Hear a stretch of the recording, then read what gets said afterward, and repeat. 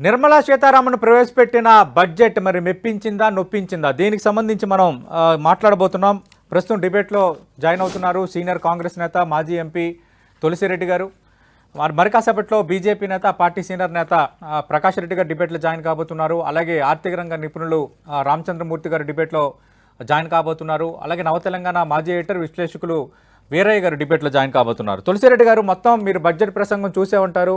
ఓవరాల్గా మీకు ఏమనిపించింది? ప్రధానంగా వేతన జీవులకు ఈ ఇన్కమ్ ట్యాక్స్ విషయంలో బిగ్ రిలీఫ్ ఇచ్చింది కేంద్రం. మిగతా అంశాలపై మీ పరిశీలన ఏంటి? మీరు చెప్పినట్లు ఇన్కమ్ ట్యాక్స్ వరకు అది చెప్పుకోదగ్గ అంశం తప్ప ఇంకా మిగతా రొటీన్ మామూలుగా ఇవన్నీ ఎవరి ఇయర్ వచ్చేసి బడ్జెట్ నథింగ్ బట్ బడ్జెట్ అంటే ఏమి రూపాయి రాక రూపాయి పోక. కాబట్టి రూపాయి రాక ఏ విధంగా వస్తుంది? రూపాయి రాకకు 3 మార్గాలు: 1 పన్నులు, 2 ఆస్తుల అమ్మకము, 3 అప్పులు. ఇది ఓవరాల్ గా రూపాయి రాకకు పన్నులు, ట్యాక్సెస్, ఆస్తులు అమ్మడం అంటే డిస్ఇన్వెస్ట్మెంట్, 3వది అప్పులు. కాబట్టి మనము ఆ ప్రకారంగా చూస్తే దాదాపు అప్పులు వచ్చేసి ఓవరాల్ రాకలో 27 to 28% అప్పులు ఉంటాయి.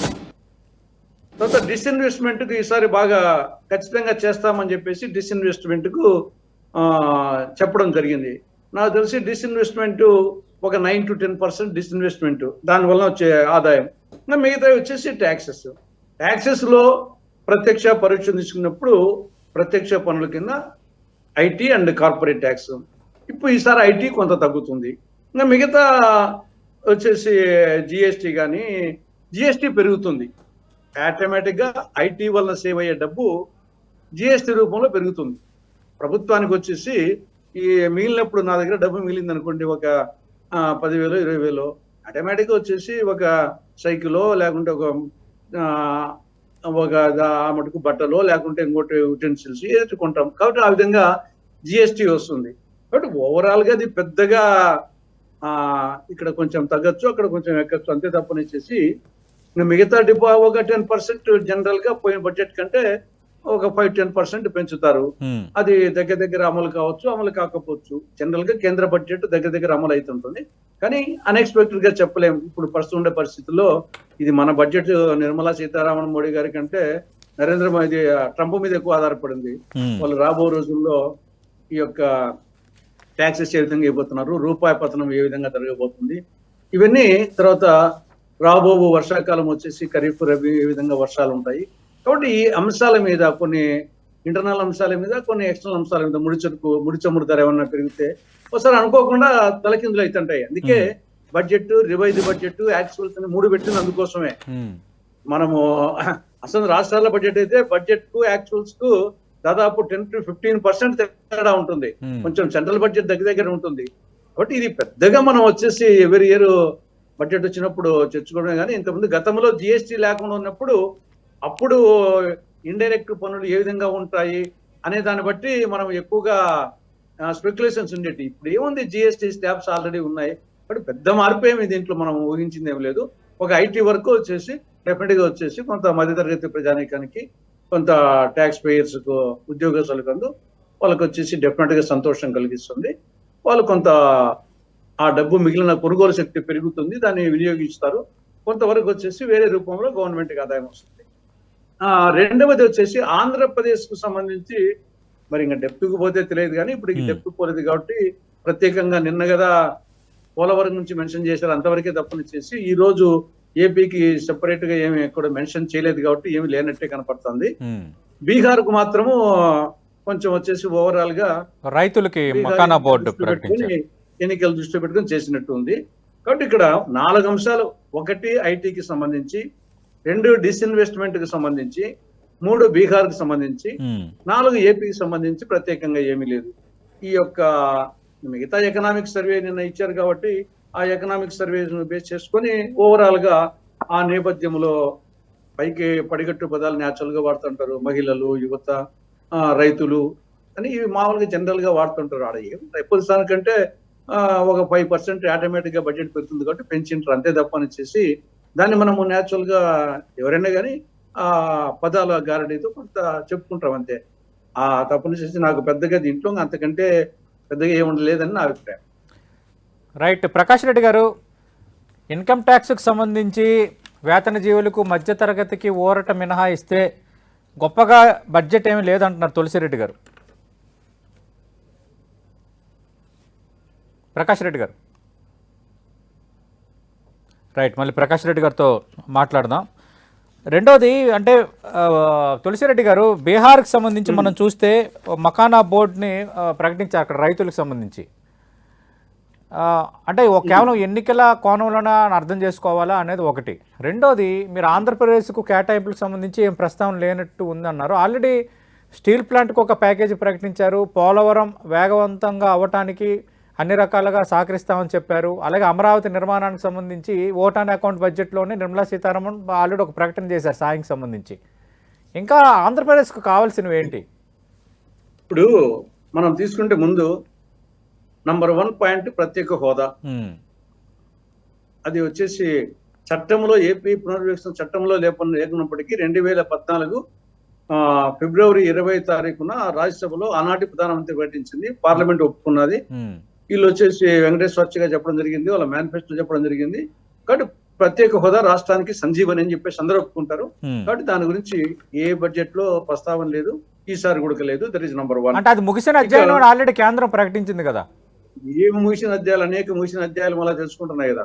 విశాఖపట్నం కూడా వాళ్ళ దృష్టిలో ముగిసిన అధ్యాయమే చెప్పినారు. ఇప్పటికైనా అది పూర్తిగా రివైవ్ అవుతుందని చెప్పేసి నాకు నమ్మకం లేదు.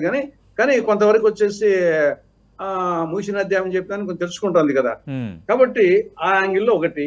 రెండవది, విభజన చట్టంలో సెక్షన్ 46 సబ్ సెక్షన్ 3 కింద రాయలసీమకు, ఉత్తరాంధ్రకు స్పెషల్ డెవలప్మెంట్ ప్యాకేజీ బుందేల్ఖండ్ తరహా కానీ కేబీకే తరహా కానీ ఇవ్వాలి. అది పోయినసారి మెన్షన్ చేయలేదు. మొత్తం 24,350 కోట్లకు ప్రతిపాదన పంపింది. ఇప్పటివరకు ఇచ్చింది 1,050 కోట్లు. రాయలసీమ, ఉత్తరాంధ్ర, బ్యాక్వర్డ్ ఏరియాస్ జిల్లాలని చెప్పేసి ప్రపంచానికంతా తెలుసు, నాట్ ఓన్లీ దేశానికి కాకుండా. మరి దాని మీద ఆ 23,000 కోట్లు ఇచ్చేదానికి అడిగింది 24,350 కోట్లు తక్కువ. దాంట్లో 23,000 కోట్ల దానికి ఎందుకు ఇబ్బందో 10 ఏళ్ళ కూడా అర్థం కాలే. ఈసారి కూడా వేయలేదు. మూడవది, ఒక దిక్కేమో 2030 కల్లా 300 మిలియన్ టన్నుల స్టీల్ ఉత్పత్తి చేయాలని చెప్పేసి దాన్ని లక్ష్యంగా పెట్టుకున్నారు.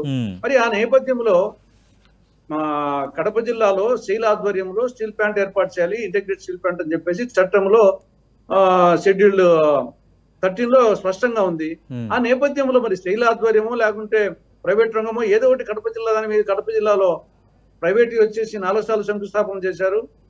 దీని సేల్ వచ్చేసి ఆల్మోస్ట్ ఏమీ చేయలేదు. బట్ ఏదో ఒకటి చేయొచ్చు కదా, సేలో ప్రైవేటో, దాని గురించి మెన్షన్ లేదు. తర్వాత వచ్చేసి దూరాజపట్నం ఓడరేపు, దాని గురించి ప్రస్తావన లేదు. విశాఖ మెట్రో, విజయవాడ మెట్రో, రాజధానికి సంబంధించి విభజన చట్టంలో సెక్షన్ 94 సబ్సెక్షన్ 4 కింద గ్రాంట్ ఇవ్వాల్సింది, అప్పు కాదు. అదేదో సామెత ఉంది వచ్చేసి సత్రంకూడికి సిఫారసు అన్నట్టు. అప్పు తెచ్చుకునే దానికి వచ్చేసి మొత్తం మన వరల్డ్ బ్యాంక్ తప్పే, ఏడీపీ తప్పే, జపాన్ బ్యాంక్ తప్పే, ఆడ్కో తప్పే, మొత్తం అమరావతికి అప్పు కాదు కదా. దాంట్లో ఉంది గవర్నమెంట్ ఆఫ్ ఇండియా షెల్ అని ఉంది. అది సెక్రటరియట్కి కానీ, అసెంబ్లీకి కానీ, శాసన మండలికి కానీ, రాజ్భవన్ కానీ, హైకోర్టుకు కానీ, మిగతా ఇన్ఫ్రాస్ట్రక్చర్ కు సెంట్రల్ గవర్నమెంట్ గ్రాంట్ ఇవ్వాలి. గ్రాంట్ ఇవ్వకుండా వచ్చేసి పోయినసారి వచ్చేసి అప్పు ఇచ్చింది. అప్పుడు కూడా చాలా మంది గ్రాంట్ అప్పు అనుకుని ఫైనల్ గా వచ్చేసి అది అప్పు అని తెలిపోయింది. మొదట్లో వచ్చేసి అట్లా ఇట్లా కాకుండా చెప్పినారు నిర్మలా సీతారామన్ గారు, ఒకసారి గ్రాంట్ అని, ఒకసారి అప్పు అని, ఒకసారి మేమే పెడతామని.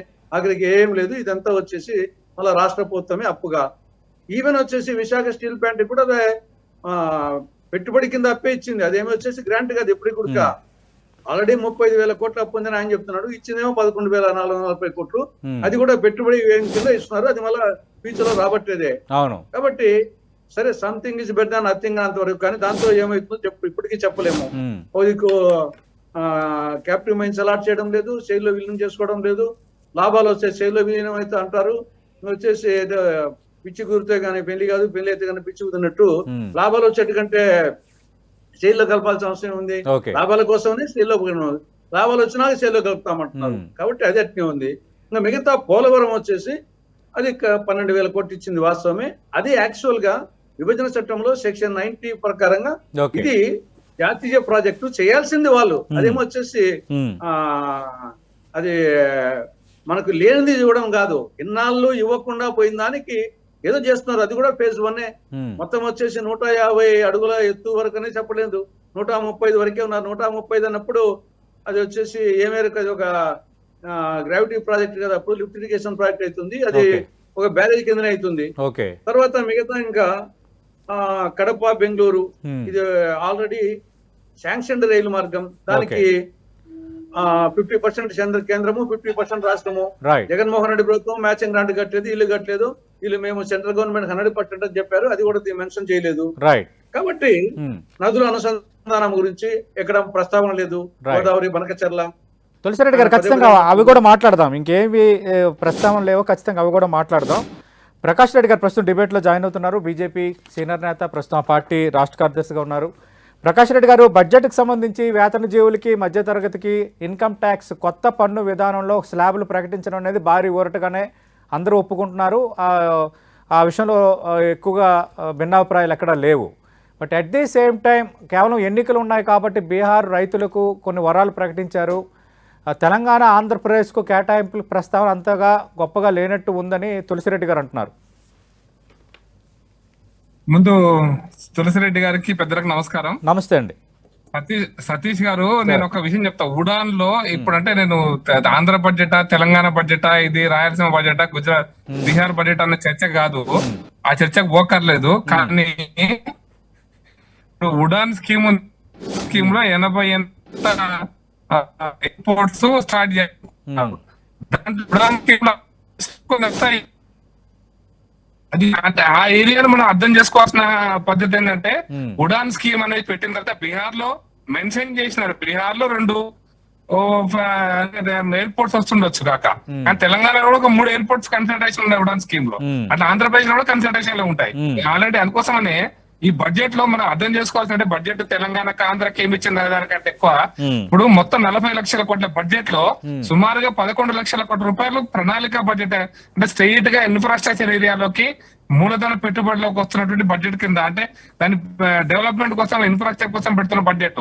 అటువంటిప్పుడు దీన్ని మనం 25%, 30% ఆ రకంగా రావడం అనేది జనరల్ గా, ఇప్పుడు మన ఎగ్జాంపుల్ చెప్తా. విజయవాడ నుంచి చెన్నైకి 3rd డెడికేటెడ్ రైల్వే లైన్, అది మన ఆంధ్రప్రదేశ్ కి లాభమా నష్టమా? మన బల్లార్సా నుంచి విజయవాడ వరకు 3rd dedicated line, 4th line కూడా అది ఆంధ్రప్రదేశ్ కు లాభమా నష్టమా? ఆంధ్రప్రదేశ్ లో పరిశ్రమలు రావడానికి, ఆంధ్రప్రదేశ్ లో నిరుద్యోగ సమస్య తగ్గడానికి ఉపయోగపడుతుందా లేదా? మనం ఆ కోణంలో ఆలోచించాల్సిన అవసరం ఉంది. అట్లాగే మిగతా పోర్ట్స్ విషయంలో కూడా. అందుకోసమే కనెక్టివిటీ అనేది, అది train connectivity, road connectivity, tele connectivity, port connectivity, air connectivity, ఏ కనెక్టివిటీ అన్నా కదా జరిగాడండి. కనెక్టివిటీ అనేది ఖచ్చితంగా అన్ని రాష్ట్రాలకు లాభం జరుగుతుంది. ఇప్పుడు మనం హైవేస్ ఉన్నాయి, కలకటా నుంచి చెన్నై హైవే, అది ఆంధ్రప్రదేశ్ కి లాభమా నష్టమా అని అడిగితే ఖచ్చితంగా ఆంధ్రప్రదేశ్ లోనే 900 కిలోమీటర్ల పైన ట్రావెల్ చేస్తున్నా. అది ఎంత ఉపయోగపడుతుందని మనం అర్థం చేసుకోవాలి. కాబట్టి ఒక్కొక్క ఇష్యూని ఎట్లా డీటెయిల్డ్ వస్తాయి, తెలంగాణకి ఏమొచ్చింది, ఆంధ్రప్రదేశ్ కి ఏమొచ్చింది, బీహార్ కి ఏమొచ్చింది అనేది డీటెయిల్స్ తర్వాత వస్తాయి. ఈ రోజు వరకు మాత్రం బడ్జెట్ లో ఇవన్నీ కూడా మనం చర్చించుకోవాల్సిన అవసరం. ఉదాహరణకి ఆంధ్రప్రదేశ్ లో ఇప్పుడు కిసాన్ క్రెడిట్ కార్డుకు సంబంధించి 3 లక్షల నుంచి 5 లక్షలకు పెంచారు వాళ్ళ యొక్క లిమిట్ ని. అది ఆంధ్రప్రదేశ్ లో రైతులకు కూడా ఉపయోగపడుతుంది. ఆంధ్రప్రదేశ్ లో ఒక ప్రత్యేకమైన ప్యాకేజ్ ఇవ్వడం అనేది ఒక అంశం. రెండోది, వాళ్ళు పెద్దలు ఒక ఇష్యూ రైజ్ చేశారు, అంటే రాజధాని కట్టడం కోసం కావచ్చు, లేదా పోలవరం కట్టడం కోసం కావచ్చు, కొన్ని గ్రాంట్స్, కొన్ని లోన్స్ కింద ఇస్తున్నారని. ఇప్పుడు పోలవరం కట్టడానికి కూడా లోన్ తీసుకున్నా అది కేంద్ర ప్రభుత్వం భరిస్తుందని చాలా స్పష్టంగా చెప్పింది కేంద్ర ప్రభుత్వం. కాబట్టి దాన్ని మనం ఏది గ్రాంట్, ఏది లోను, ఏది అనేది ఇంకా మనకు డీటెయిల్స్ వచ్చిన తర్వాత మనం చర్చించగలుగుతాం. ఇప్పటికైతే ఓవరాల్ గా బడ్జెట్, అది మీరంటే మధ్యతరగతి బడ్జెటే కాదు, ఇది అన్ని రకాల ఇన్ఫ్రాస్ట్రక్చర్ తో పాటు 2027 లో 3rd బిగ్గెస్ట్ ఎకానమీ, 3వ అతిపెద్ద ఆర్థిక వ్యవస్థ నిర్మాణంలో భాగంగా ఇప్పుడు జరుగుతున్నటువంటి మౌలిక రంగ అభివృద్ధి కావచ్చు, లేదా ద్రవ్యోల్బణం అరికట్టడం కావచ్చు, లేదా పెట్టుబడులు పెంచడం కోసం కావచ్చు, ఇవన్నిటికి ఉపయోగపడతాయి. పెట్టుబడులు పెరిగితే ఆంధ్రప్రదేశ్ లో కూడా పెట్టుబడులు పెరుగుతాయి. ఎంఎస్ఎంఈలకు పెట్టుబడి ఒక ఫిక్స్డ్ బడ్జెట్ ఇస్తారంటే ఆంధ్రప్రదేశ్ లో కూడా ఇస్తాయి. ఎంఎస్ఎంఈలకు ఎక్స్పోర్ట్ కోసం అండి డిజిటల్ పోర్టల్ పెడుతున్నాం అంటే టెలి కనెక్టివిటీ పెరిగింది అంటే దాంట్లో ఆంధ్రప్రదేశ్ లో కూడా స్మాల్ స్కేల్ ఇండస్ట్రీ వస్తాయి, వాళ్ళకు కూడా లాభం చెప్తుంది. కాబట్టి ఓవరాల్ గా బడ్జెట్ ని ఓవరాల్ ఇంటిగ్రేటెడ్ గా చూడాలి తప్ప సెక్టేరియన్ గా చూడొద్దని మాత్రం నేను అపీల్ చేస్తున్నాను. సార్ మీరు లైన్ లోనే ఉండండి. తులసిరెడ్డి గారు, బడ్జెట్ ని ఇంటిగ్రేటెడ్ గా ఓవరాల్ గా చూడాలని ప్రకాష్ రెడ్డి గారు అంటున్నారు. అటు ఇన్ఫ్రాస్ట్రక్చర్ మీద కానీ మిగతా ప్రాజెక్టుల కింద కానీ అన్ని రాష్ట్రాలకి లబ్ధి ఉంటుంది. అటు ఆంధ్రప్రదేశ్ ఉంటుంది, తెలంగాణ ఉంటుంది.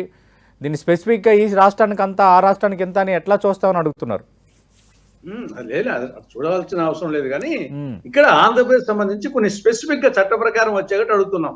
లేకుంటే వారు చెప్పినట్టు కొన్ని నేషనల్ హైవేస్ ఇవన్నీ వచ్చేసి అనుసంధానం ఉంటుంది కాబట్టి ఇది ఫలానా రాష్ట్రానికి అని ఉండదు. కానీ స్పెసిఫిక్ గా ఆంధ్రప్రదేశ్ కు కొన్ని స్పెసిఫిక్ గా ఉన్నాయి. ఆ స్పెసిఫిక్ సందర్భంగానే నేను మాట్లాడినాను. అది చట్ట ప్రకారంగా ఇవ్వాల్సినవి ఈ బడ్జెట్ కాదు, 10 సంవత్సరాలుగా ప్రతి బడ్జెట్ లో వస్తుందని ఆశపడము మళ్ళా పోవడము. కాబట్టి ఆ కోణంలో చెప్తున్న తప్పనిచ్చేసి మిగతా కొన్ని జాతీయ దృక్పథం చూడాల్సిన అంశాలు కొన్ని ఉన్నాయి. ఇక్కడ నిన్న ప్రధానమంత్రి గారు ప్రధానంగా ఏం చెప్పారు, బడ్జెట్ వచ్చేసి ఇన్నోవేటివ్, ఇంక్లూజివ్, ఇన్వెస్ట్మెంట్, ఆ 3 పద్యాలు వాడాడు. ఇన్నోవేటివ్, ఇంక్లూజివ్, ఇన్వెస్ట్మెంట్ అని. కానీ ఎక్కడ నాకేం పెద్దగా అది ఆ 3 కనిపించినట్టే కనిపించలేదు వచ్చేసి. తర్వాత ఈవెన్ ఎకనామిక్ సర్వే డైరెక్షన్స్ కూడా పెద్ద పట్టించుకున్నట్టు కనిపించలేదు. ఎకనామిక్ సర్వే చాలా కేటగరికల్ గా చెప్పింది ఏమని, 2025-26లో ఆర్థిక పరిస్థితి మందకొడిగా ఉంటుంది, మౌలిక సదుపాయాల అభివృద్ధికి ప్రైవేట్ భాగస్వామ్యాన్ని పెంచాలి, కొనుగోలు శక్తిని పెంచి వినిమయ పుంజుకున్న చర్యలు తీసుకోవాలి. ఈ వరకు కొంత కొనుగోలు శక్తిని పెంచేదానికి ఈ యొక్క మధ్యతరగతి ఈ ఐటీ కొంచెం పనిచేయచ్చు. తర్వాత ఆర్టిఫిషియల్ ఇంటెలిజెన్స్, రోబోటిక్స్, బయోటెక్నాలజీ వంటి వర్తమాన టెక్నాలజీలతో భారీ పెట్టుబడులు ఆకర్షించాలి. మరి డెప్త్ పోతే కానీ పూర్తిగా చదివితే కానీ అర్థం కాదు. పైకి మరి దాని గురించి పెద్దగా ప్రస్తావించినట్టు కనిపించలేదు. మరి లోపలికి పోతే కానీ తెలియదు. తర్వాత వ్యవసాయ రంగానికి సంబంధించి ఎకనామిక్ సర్వే చాలా మంచి సజెషన్ ఇచ్చింది. పప్పు ధాన్యాలు, నూనె గింజలు, టమోటా, ఉల్లి ఉత్పత్తిని పెంచే పరిశోధన జరగాలి, అన్ని రకాల వాతావరణ పరిస్థితులను తట్టుకునేలా పంట రకాలను ఉత్పత్తి చేయాలి. ఇది చాలా అవసరం. కానీ మరి జనరల్ గా వ్యవసాయం గురించి మెన్షన్ చేసినా కానీ మరి ఇంత డెప్త్ లో ఉందో లేదో కానీ లోపలికి పోతే పప్పు ధాన్యాల ఉత్పత్తికి, నూనె గింజల ఉత్పత్తికి ఉన్న ప్రత్యేకంగా వచ్చేసి డబ్బులు కేటాయించి ఏమైనా ఇన్నోవేటివ్ గా పరిశోధనలకు, రీసెర్చ్ గా ఏమైనా చేసినా చూడాలా. కాబట్టి ఓవరాల్ గా సరే నేను ముందే చెప్పినట్టు బడ్జెట్ వచ్చేసి మన కుటుంబ అన్నట్టే రూపాయి రాక రూపాయి పోక, జనరల్ గా ఆదాయం వచ్చేసి పరిమితము, ఆశలు అవసరాలు అపరిమితము. కాబట్టి పరిమితానికి అపరిమితానికి మధ్య బ్యాలెన్స్ చేయడం ఏ ప్రభుత్వమైనా అది ఇబ్బందే. కాకపోతే ఉన్నంతలో మనము ఈ యొక్క రూపాయి పోక అనేది మనం ఎక్కువ ఆలోచిస్తాం రూపాయి రాక కంటే కూడా. కానీ రూపాయి రాక వస్తే గానీ రూపాయి పోక కరెక్ట్ గా చేయలేము. ఇక్కడ రూపాయి పోకకు సంబంధించి జనరల్ గా కేంద్ర ప్రభుత్వము అన్ని ప్రాంతాలకు, అన్ని రంగాలకు, అన్ని వర్గాలకు తీసుకొని ఓవరాల్ గా సర్వేజన సుఖినో భవంతు అనే యాంగిల్లో, తర్వాత తలసరి ఆదాయం పెరగడము, మానవాభివృద్ధి సూచిక పెరగడము, సంతోష సూచిక పెరగడము, ఫైనల్ గా ఏ ప్రభుత్వానికైనా, ఏ బడ్జెట్ కైనా, కేంద్రం కానీ, రాష్ట్రం కానీ, ఏ దేశం కానీ ఫైనల్ ఏమి అంతిమంగా వచ్చేసి మానవుడు సంతోష సూచికలో పెరగాలి, మానవాభివృద్ధి సూచికలో పెరగాలి, తలసరి ఆదాయంలో పెరగాలి. ఓవరాల్ గా ఆ యాంగిల్లో సర్వేజన సుఖినోభవంతో యాంగిల్లో రావాలి.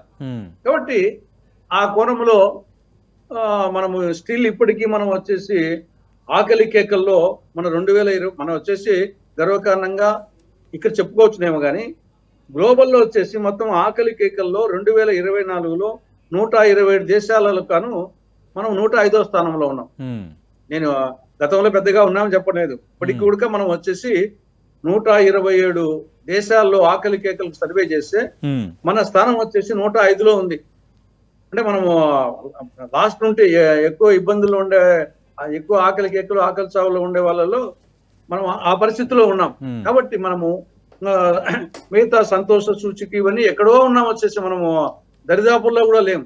కాబట్టి మనము చెప్పుకునే దానికి బాగుంటుంది. కానీ ఇవన్నీ చూసినప్పుడు మనము సంతోష సూచికలో మనము 117వ ర్యాంకులో ఉన్నాం. పాకిస్తాన్ 66వ స్థానం, నేపాల్ 92వ స్థానం, బంగ్లాదేశ్ 107వ స్థానం, శ్రీలంక 130వ స్థానం, మంది 144వ స్థానం సంతోష సూచికలు. ఉమ్, సుస్థిరాభివృద్ధి సూచికలో మంది 117వ ర్యాంకు. కాబట్టి అప్పులు వచ్చేసి విపరీతంగా అవుతున్నాయి. కాబట్టి ఆ కోణంలో కూడా మనం వచ్చేసి సరే ఈ గవర్నమెంట్ ఆ గవర్నమెంట్ కాదు, గతానికంటే కొంచెం మెరుగ్గా ఉండొచ్చు, కానీ ఇంకా ఇది సర్వేలో పెట్టేస్తూ ఈ యొక్క పోటీ ప్రపంచంలో మనం అనేక సూచికల్లో ఇంకా చాలా వెనుకబడినాం. మనము 3వ ఆర్థిక శక్తి 5వ ఆర్థిక చెప్పుకోవచ్చు. జనాభా ఎక్కువ ఉంది కాబట్టి ఆర్థిక శక్తిగా ఉండొచ్చు. ఆ విధంగా జనాభాలో వచ్చేసి మొదటి ఆర్థిక శక్తి ఆ విధంగా అనుకుంటే, జనాభా తీసుకుంటే మొదటి శక్తి మనం చైనాను మించిపోయినాం. బట్ ఓవరాల్ గా సంతోష సూచిక, మానవాభివృద్ధి సూచిక, తలసరి ఆదాయము, వీటిలో మనము ఇప్పటికీ ప్రపంచ దేశాల్లో ఎక్కడో ఉన్నాము. దాని గురించి ఆలోచించాల్సిన అవసరం ఉంది. ప్రకాష్ రెడ్డి గారు, తులసిరెడ్డి గారి కామెంట్స్ పై మీ స్పందన ఏంటి? సార్ నేను తులసిరెడ్డి గారు చెప్పినట్టు ఒక అంశాన్ని నేను చాలా క్లారిటీగా చెప్తున్నాను సార్. ఈ హంగర్ ఇండెక్స్ అనేటువంటిది కానీ, లేకపోతే మన యొక్క లివింగ్ అంటే లైఫ్ అదే ఆ కాన్సెప్ట్ లోకి వచ్చినప్పుడు ఎన్జిఓలు తయారు చేసేటువంటి దాన్ని మనం నమ్మొద్దు సార్ ఎప్పుడు కూడా. నా అభిప్రాయం అది. ఎన్జిఓలు ఏదో ఎన్జిఓ తయారు చేస్తుంది, దాన్ని బయటకి ఇడుస్తుంది, ఓఆర్జీ మార్క్ తయారు చేస్తుంది, బయటకి ఇడుస్తుంది. ఇది ఆ సర్వే రిపోర్ట్స్ అవి పూర్తిగా నాకు తెలిసిన వరకు అవి ఏవి కూడా అంటే ప్రామాణికం కాదని మాత్రం నేను చెప్పదలుచుకున్నా. ఒకటి, ఎందుకంటే ఈ భారతదేశంలో ఒకటి కొనుగోలు శక్తి ఎంత పెరుగుతుంది అనేది మన జిఎస్టీ యొక్క పెరుగుదల. జిఎస్టీ వస్తున్నదే కొంటేనే కదా వచ్చేది. కాబట్టి జిఎస్టీ పెరుగుదల అనేటువంటిది అప్పటికి ఇప్పటికి 10 సంవత్సరాలు ఎంత పెరిగింది అనే దానికి ఒక కొలమానం తీసుకోవాలి. జిఎస్టీ పెరుగుతుందంటే ప్రజలు కొనుగోలు పెరుగుతున్నట్లు లెక్క. అది ఏ తరగతి ప్రజలు పెరుగుతారంటే మధ్య తరగతి పెరగవచ్చు, చిన్న మధ్య తరగతి పెరగవచ్చు, కింది స్థాయి వాళ్ళు కూడా ఎంతో కొంత ప్రతి ఒక్క వ్యక్తి ప్రభావితం అయితే జిఎస్టీ నుంచి. ఎందుకంటే అది ఇండైరెక్ట్ ట్యాక్స్ లో అదొక చాలా ముఖ్యమైన అంశం కాబట్టి. కాబట్టి ఒక్క మధ్య తరగతి వాళ్ళు కొంటేనే ఇండెక్స్ జిఎస్టీ పెరుగుతున్న దానికంటే నేనైతే నమ్మను. కాబట్టి ఒకటి. రెండోది ఏంటంటే ఈ మనం ప్రపంచంలోనే ఈరోజు మొదటి స్థానంలో వచ్చినప్పటికి కూడా ఈ రోజు మనం ఆహార ధాన్యాల ఉత్పత్తిలో స్వయం సమృద్ధి సాధించినాం సార్. స్వయం సమృద్ధి సాధించడమే కాదు, మనం ఈరోజు ఎక్స్పోర్ట్ చేసే స్థాయిలో ఉన్న ఆహార ధాన్యాలను కూడా అవసరమైతే గోధుమలు బియ్యం ఎక్స్పోర్ట్ కూడా ఉన్నాయి. కాబట్టి మనం ఈ రోజున 80 కోట్ల మంది అంటే 80 కోట్ల మందికి ఈ రోజు మనము ఉచిత ఆహార ధాన్యాలు మనం ఇస్తున్నాం. కాబట్టి హంగర్ ఇండెక్స్ ని ఆ ప్రమాణంలో తీసుకోవాల్సిన అవసరం లేదు, మొదటి అంశం. రెండోది ఏంటంటే ఇది ఏదో మధ్యతరగతి కోసం బడ్జెట్ కాదు సార్, ఇది వ్యవసాయాన్ని ఉత్తమించేది. వాళ్ళు చెప్పారు ఇన్నోవేటివ్ ఇంక్లూజివ్ అనేటువంటి దాంట్లో 2 పాయింట్స్ చెప్తా సార్. ఇన్నోవేటివ్ గా నేను అనుకుంటున్నా ఇందిరాగాంధీ కూడా కొంత స్టార్టింగ్ లో 1970s లో అవి ఎర్లీ 70s లో వ్యవసాయ రంగంలో కొత్త విప్లవం తీసుకురావాలి, అంటే హరిత విప్లవం పేరు మీద కొంత రీసెర్చ్ చేయటము, దాని వల్ల మన పర్ ఎకర్ ప్రొడక్షన్ పెరగటం అనేది. అట్లాగే ఇప్పుడు కూడా ఇన్నోవేటివ్ గా ఇప్పుడున్న కేంద్ర ప్రభుత్వం కూడా పప్పు ధాన్యాల గురించి ఒక లాజిక్ చెప్పారు తులసిరెడ్డి గారు పెద్దలు. ఒక చిన్న విషయం ఏంటంటే మనం భారతదేశంలో 1 ఎకరానికి 5 క్వింటాలు 6 క్వింటాలు పండితే మన కందులు పండితే చాలా ఎక్కువ. అటువంటిది ప్రపంచంలో మిగతా దేశాల్లో 17 క్వింటాలు పండుతున్నటువంటి పరిస్థితి కూడా ఉంది. కాబట్టి మనం పప్పు ధాన్యాల విషయంలో మనం దిగుమతి చేసుకుంటామా తగ్గాల, నూనె గింజల విషయంలో దిగుమతి చేసుకుంటే తగ్గాలి. అందుకోసమనే 3 ఇంపార్టెంట్ ఏరియాస్ నుంచి మన వ్యవసాయ రంగాన్ని పెంచాలనేటువంటిది, వ్యవసాయానికి లాభం చేయాలనేటువంటిది అది ప్రధానమైన విషయం. దాంట్లో మొదటిది ఇన్పుట్స్ కాస్ట్ తగ్గించడం, అంటే పెట్టుబడి ఖర్చు తగ్గించడం. రెండో అంశము ప్రతి ఎకరాకు ఉన్నటువంటి పంట ఉత్పత్తి పెరగటం.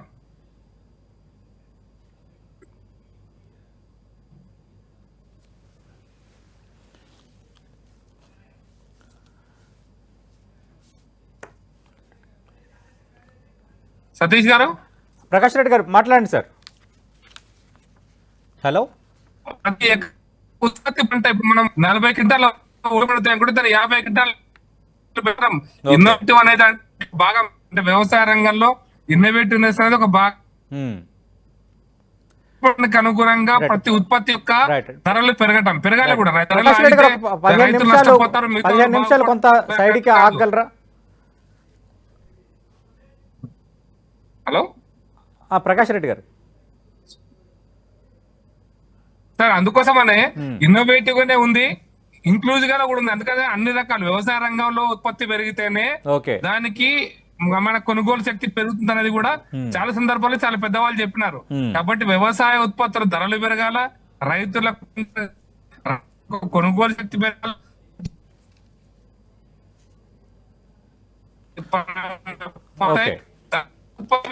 జనాభా పెరుగుతుంది. కాబట్టి మోడీ గారి ప్రభుత్వం చాలా ఇంక్లూజివ్ అనే పదాలను చాలా విస్పష్టంగా చెప్పడం జరిగింది. అది నాట్ ఓన్లీ వ్యవసాయ రంగం, పారిశ్రామిక రంగంలో కూడా ఇన్నోవేటివ్నెస్ పెరగాల. ప్రపంచంలో ఈ రోజున అమెరికా అగ్రరాజ్యంగా ఉంది అంటే వాళ్ళ ఇన్నోవేటివ్స్ లోనే వాళ్ళు ఉన్నారు. మనం ఇప్పుడు ప్రపంచానికి మనం ముందు చూపించిన వ్యాక్సిన్ చూపించినాక ప్రపంచానికి అర్థమైంది మనం ఇన్నోవేటివ్ ఎంత ఉందాం అనేది.